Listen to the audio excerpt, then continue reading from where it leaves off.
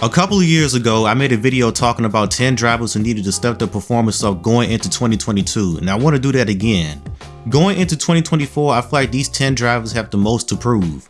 These drivers on this list have yet to truly establish themselves, and I think it's a put up or shut up year for most of them. No excuses. I want to see more from these drivers in 2024. So let's not waste any time and get into this. We're going to start this list off with Harrison Burton. It's been an absolutely horrible Cup Series stint for Harrison so far. When he came into the Cup Series, I wasn't really sure how he was going to fare because his performance in the lower series was kind of odd. He drove for KBM and did absolutely nothing.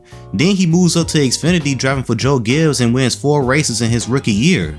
He proceeded to do another season of Xfinity but regressed in every statistic. Then out of nowhere, he finds himself driving for the Wood brothers and has been terrible. In his rookie year, he scored 1 top 5, 2 top 10s, and an average finish of 22.8. He had 18 lead lap finishes and finished 27th in the points.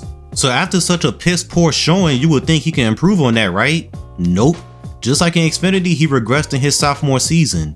No top 5s, same amount of top 10s in his rookie year, a 24.7 average finish, 17 lead lap finishes, and 31st in the points. What the fuck? The Wood brothers ain't the greatest team, but they're not a live fast Motorsports. That equipment is capable of easily running in the top 15. The Penske Alliance hasn't been as strong since Blaney been there, but that organization is better than 31st in points. I honestly think Harrison was rushed to Cup, and it's obviously been showing. He's heading into year 3 and he has to drastically improve. I'm not saying he has to make the playoffs, but at least keep yourself in that conversation throughout the entire regular season. Run top 15 more often and don't DNF as much. He had 6 in 2023 and 7 in 2022. Harrison can't keep embarrassing himself like this, or it's going to get to the point to where people aren't going to take him seriously. It's actually already like that now. He's young, so I don't want to label him a bust, but in 2024, he has to get up on the wheel. Next on this list is Austin Cindric. The sophomore slump hit Austin Cindric pretty hard after he showed some promise in his rookie year. As a matter of fact, he kicked off his rookie year with a Daytona 500 win, and then goes to Auto Club the next week and wins the pole. He was impressing people right from the jump. 9 top 10s and an average finish of 16.3 wasn't bad for year 1, but unfortunately he regressed in year 2. Penske was all over the board in 2023 as an organization. Logano was strong to start the season and then fell off. Blaney got extremely high and won the championship, and then Cindric was nowhere to be found. 1 top 5, 5 top 10s, and a 21.6 average finish. I thought no matter the performance from Penske, Cindric was still going to show out at the road courses because that's his bread and butter. But only 1 top 10 at the road courses in 2023. I think Cindric is a true student of the game and he'll eventually turn it around, I would think. We've seen his struggles in the Xfinity Series in the 60 car, but he eventually figured it out and became an Xfinity Series champion. In Cup, I've seen some potential from him, but he has to go out there in year 3 and show out. If he could be closer to his veteran teammates and get double-digit top 10s for the first time in his career and make the playoffs again, that would be a big improvement. Cindric is another driver I don't think you can write off just yet. Number 3 on this list is Daniel Suarez. What's funny about Suarez is that he was on the list from the other video I made, and he's one of 2 drivers from that list that has reappeared on here. I like Daniel Suarez, but he has had so many great opportunities and hasn't done much with them. He's driven for Joe Gibbs, Stewart-Haas Racing when they were good, and now Trackhouse, who has proven to be a pretty good team just looking at how Ross Chastain has ran with them. Suarez finally got his first career win in 2022 and made the playoffs because of that win. But outside of that, it's been pretty disappointing. It's been glimpses here and there where he'll show top 5 or even win his speed, but it won't last or he'll make a mistake and cost himself. It hasn't been all on Suarez though. He's had a lot of pit crew trouble and just bad luck. But even when he's not having those issues, he's just not performing that well. Ross Chastain has come into that organization and became the #1 guy. 2 wins in 2022, 2 wins in 2023, and made the playoffs both years with Trackhouse. Meanwhile, you look at Suarez' 2023 season, and he has no wins, 10 top 5s, an average finish of 19.0, and a 19th place points finish. Not horrible, but seeing the bar Chastain has set over there is where Suarez should be. I want to see Suarez lead more laps, compete for more wins, and make less mistakes. I feel like eventually Suarez is going to be on the hot seat unless Justin Marks expands to a 3rd full-time team. If not, Suarez could find himself out and someone like Zane Smith or SVG could take his ride. Only time will tell. Next up is Robbie Gordon's protege, Sheldon Creed. Creed has a lot of raw talent, but he struggles to put a full race together. But it seemed like he eventually figures it out. Just looking back at his time in ARCA and trucks, he eventually became a champion in both of those series. So far in the Xfinity series, it's been a little tougher as he failed to score double-digit top 5s and barely has just over double-digit top 10s in both seasons. He's driven for RCR during his time in Xfinity, and obviously it's a top organization, but he's not going out there and running like his teammate Austin Hill, who consistently finds himself in the top 5s and wins races. He's had opportunities to win, but things just didn't go his way or he'll make a mistake. Sheldon Creed is going into his 3rd year in Xfinity, and he's going to be driving for one of the best organizations in the sport, and that's Yeetus Racing. This is going to be his best opportunity since he's been in Xfinity, and we all know how great Yeetus Racing is. The goal is to not only get his first career win, but to win multiple races and show that he's one of the championship favorites. He's got a few years of experience in Xfinity and is climbing into a better ride. There's no way he should be running the same as he was during his time at RCR. Next up is Roger Karu. There's a lot of hype behind Roger. Even the president of NASCAR, Steve Phelps, is hyping him up, saying that he guarantees Roger Karu will be a star in the sport. And I'm hoping Steve Phelps ends up being right. He definitely shown potential so far. We've seen that he can save the hell out of a race car and seen him really get after it. In both ARCA and trucks, he's has times where he'll run really well, but eventually make mistakes and cost himself a good run. With those mistakes, it's led to him finishing 16th in points and only getting 4 top 10s in his rookie year in trucks. Some people would say, hey, he's a rookie, be easy on him.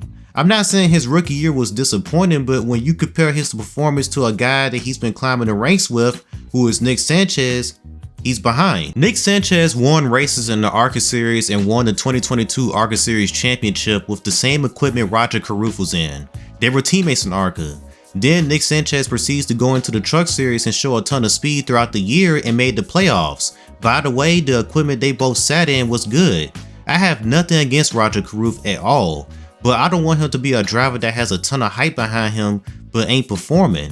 He hasn't won in NASCAR yet, and I feel like in 2024 he needs to make that happen. Not only that, but he needs to make the playoffs and just put together a more consistent season. As of recording this video, he hasn't announced his plans, but he said he's going to be in the truck series again, and the equipment he'll be driving is some of the best stuff he drove so far. So if that's the case, then it should be no excuses. With a year of experience under his belt, I would like to think he can take that next step. Number 6 on this list is Chase Briscoe. Yes, I get it. Stewart-Haas Racing has been absolutely atrocious the past few years. Unfortunately for Briscoe, when he got to the Cup Series, that's when the team started to really fall apart.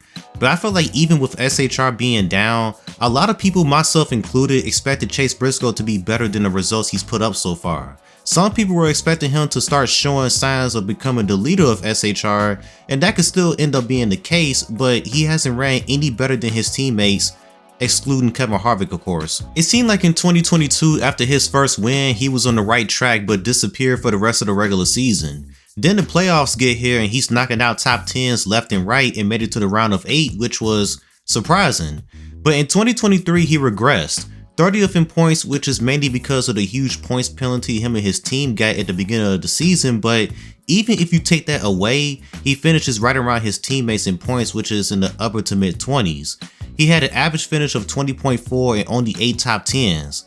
I feel like out of all the drivers at SHR currently, Chase Briscoe has had the most hype behind him, but he hasn't shown signs of being the guy.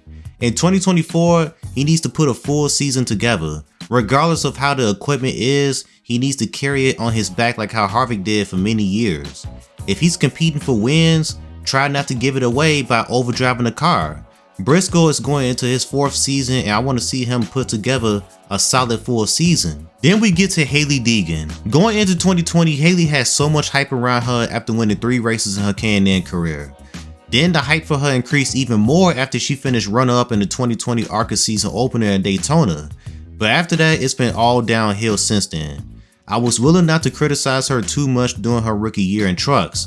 You just hope eventually she'll show improvement. Year 2 gets here and that didn't happen. She actually regressed. Her average finish was worse and she finished lower in the point standings. So year 3 gets here and she's going from DGR, which is now Tricon Garage, to a very established organization, which is ThorSport. Not only that, she gets paired up with Rich Lucius, who won the Truck Series Championship with Ben Rose in 2021. So she got everything going for her, driving for a top-notch organization, paired with a championship crew chief, surrounded by champions like Matt Crafton and Ben Rose, and got some experience under her belt. There's no way she runs mediocre, but that ends up happening anyway. 19th in points, an average finish of 21.0, and showed the same weaknesses since her rookie year, losing so many spots on restarts and not moving her line around that much. Yes, she gets caught up in wrecks, and we all know the Truck Series is pretty bad at the moment, but if she was running up front more often, she wouldn't get caught up in the mess. And it's going to be like that no matter what series she's in. I seen a lot of people say that she would fare better in the Xfinity series, and well, y'all got y'all wish. She's going to be driving for AM Racing, which is a team that's not established. They just came into the Xfinity series last year, and they had a good driver in Brett Moffitt behind the wheel, and he ran top 15 for the most part. He got 9 top 10s with them, and this was with not much support from Ford and not the strongest alliance with SHR. Is that going to change in 2024 with this team? Will Ford put more effort into backing this team? Will SHR alliance be stronger? That remains to be unknown, which is why it's going to be difficult to judge Hailie. AM Racing is supposed to run an all-star car, and I guess that would be the benchmark, depending on who's driving the car, of course. I know it's going to be rough for Hailie at first, but hopefully she shows progress throughout the year. If she doesn't show any promise this season, then what are people going to say then? This is definitely a make or break year for Hailie Deegan in my opinion. Number 8, Dean Thompson. Yeah, y'all didn't expect this dude to be on this list. It was so random that Dean Thompson ended up with Tricon Garage, which is the flagship Toyota team in the Truck Series. He previously drove for Nice and he didn't really do anything. As a matter of fact, Carson Hocevar is the only one that has done something in Nice equipment. When Dean was announced to be driving for Tricon, I didn't just write him off because you just never know. I actually made a prediction that he would make the playoffs. I was way off with that, of course. 2 top 5s, 5 top 10s with many crashes throughout the year. When he's not crashing, he's not the worst. He's usually around 10th to 15th. But at the end of the day, you should be running higher than that because you're driving for a top-notch organization. In 2024, he needs to cut down on the crashes. That alone will already be a big improvement. But also he needs to run in the top 10 more. He got a year under his belt with the team and hopefully they know what to give him in 2024. But even if he doesn't run top 10 consistently and continues to hover around 15th, I feel like that would still be fine as long as he doesn't DNF so much. He can possibly then find himself fighting for a playoff spot. His arch nemesis Hailie Deegan also isn't in the Truck Series no more, so he has that going for him as well. Real talk, this is his best opportunity. He needs to really show more promise in his second season with Tricon Garage. Next up is Noah Gragson, and I would sit here and say he's getting the opportunity of a lifetime, but SHR is looking like Robert Yates Racing from the late 2000s at the moment. But Noah has to not look like a complete joke in his sophomore year because he was exactly that in his rookie year. And yeah, I get it. He was a rookie and not driving for the best team, but Gragson looked completely lost during his first season in Cup. He showed no positive signs at all. I know he couldn't finish his rookie season because he got suspended halfway through it, but I don't think it was going to get any better from how it was looking up to that point. In 21 starts, he had an average finish of 28.2 and only had 4 lead lap finishes. God damn. And what made Noah look worse is that after he got suspended, Carson Hocevar got some opportunities in the same ride and ended up running way better than Noah. And after that, people started to question Noah's talent. In my opinion, Noah has never been anything special. I always thought he was okay because he's always been driving elite equipment, and before his last season in Xfinity, he never did that much with it, and that goes back to his KBM days in the Truck Series. The goal for Noah Gragson in 2024 is to show that he's a competent Cup driver. Yes, he's driving for a SHR team that's down on performance at the moment, but even with that being an issue, he can't be putting up the numbers he did in 2023. The last driver on this list is Cory LaJoie. He's another driver that you probably didn't expect to be on this list. Cory has been a journeyman driver and it seemed like he's been on a slow come up as of late. After all, his slogan is stacking pennies, and the team that he's driving for has been making some big moves lately, that team being Spire Motorsports, but more on them later. Cory went from being an absolute wrecking ball to someone that is taking care of his equipment. In 2023, he finished the season with no DNFs, which is something that's not common. He's only the 15th driver in NASCAR history to accomplish that. Cory also has some standout runs in 2023. He ended the season with 2 top 5s, 3 top 10s, and had an average finish of 20.8, which is the best of his Cup career so far. So I'm listing all of these positives, and you're probably sitting there saying, why is he on this list? Because Carson Hocevar, a guy that has shown a ton of talent when he's not out there being on some bullshit. I'm expecting Carson Hocevar to run top 15 a lot in 2024. Yes, even with a team like Spire. And if he does end up doing that, it's going to make Cory LaJoie look bad if he's back there running 27th to 30th. Cory needs to keep up with Carson this year. He's already made him look bad when Carson hopped into Cory's ride at Gateway and outperformed him while Cory was sitting in the Hendrick car and couldn't get above 25th. After that happened, people really started to question Cory's ability behind the wheel. I feel like Cory's goal this upcoming season is to keep up with Carson Hocevar. I understand Cory is the veteran and he does a good job taking care of his equipment, but I expect Carson to bring the pace just about every week. If Carson is putting a Spire car in the top 15 on a weekly basis while Cory is hovering around 25th, then it's going to once again make Cory look kind of bad. I expect Spire to be the most improved team. Like I said, they've been making some big moves lately. They got a lot of funding coming in and they just moved into the old KBM shop. Then of course, Carson Hocevar. I expect this team to have more raw speed this year. I know Carson Hocevar will show out, but the big question is, can Cory LaJoie keep up with Carson Hocevar throughout the year? We'll have to wait and see. So there you have it. These are 10 drivers across the top 3 series in NASCAR that I feel like they need to step it up this upcoming season. Some of these drivers got big expectations on them, but have yet to impress. In 2024, it's time to start making things happen. Let me go ahead and ask y'all this. Who are some drivers that need to step it up in 2024? Are any of them on this list? Do you disagree with any of the drivers that I named in this video? Leave your thoughts in the comments, and y'all already know I'll be checking them out. I'm gonna go ahead and roll up out of here. Y'all have a good one. Peace.